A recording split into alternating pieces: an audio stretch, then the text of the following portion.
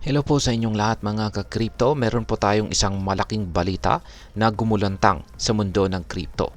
At yan po ang pagbibitiw ng SEC Chairman na si Ginoong Gary Gensler.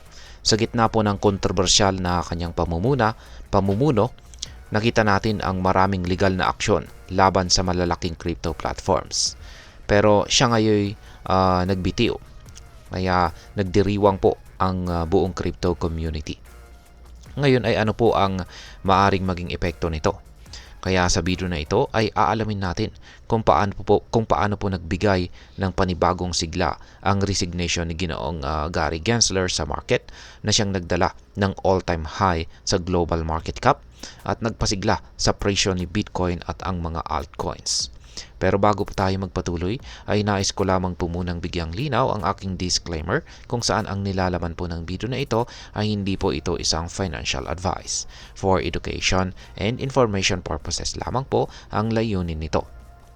Ayan, unang-una ay sino nga ba itong si Ginoong Gary Gensler at bakit napaka-kontrobersyal ang kanyang pamumuno. Itong si Ginoong Gary Gensler ay siya po ang naging chairman ng SEC o Securities and Exchange Commission, isang regulatory body na may layuning protektahan ang mga investors at tiyaking maayos ang financial markets. Subalit sa loob po ng 4 na taon ng kanyang termino, naging matindi po ang kanyang kampanya laban sa crypto. Sa ilalim po ng kanyang pamumuno, mahigit 100 enforcement actions ang isinampa laban sa mga crypto companies noong taong 2023 lamang. Kabilang po dito ang mga kaso laban kay Binance US, Kraken at Coinbase na inakusahan ng paglabag sa mga regulasyon sa securities. Ang ganitong hakbangin ay nagdulot po ng takot at pagkalito sa industriya, kaya naman maraming investors ang nawalan ng tiwala.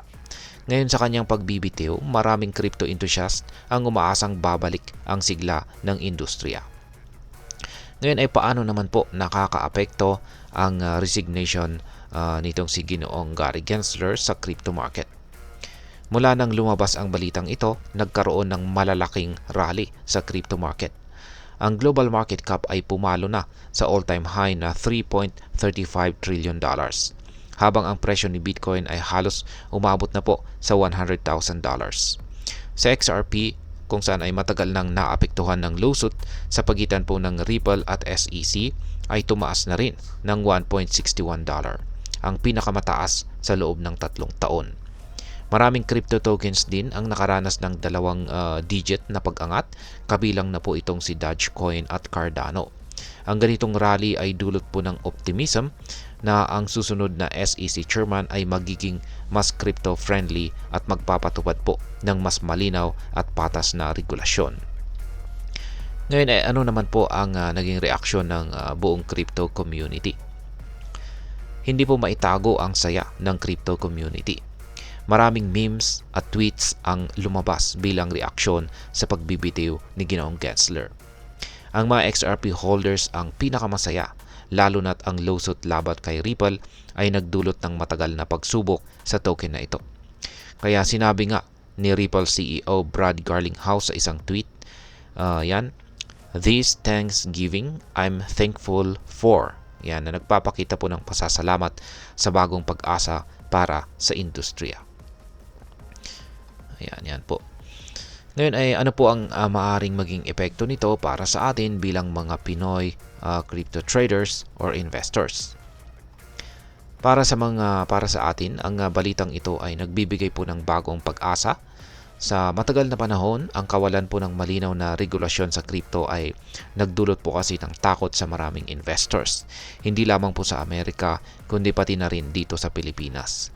Ngayon ay inaasahan na ang susunod na hakbang ng SEC ay magbibigay ng mas malinaw at makatarungang regulasyon na maaari pong magdulot ng mas maraming oportunidad para sa mga Pilipinong nais sumabak sa crypto.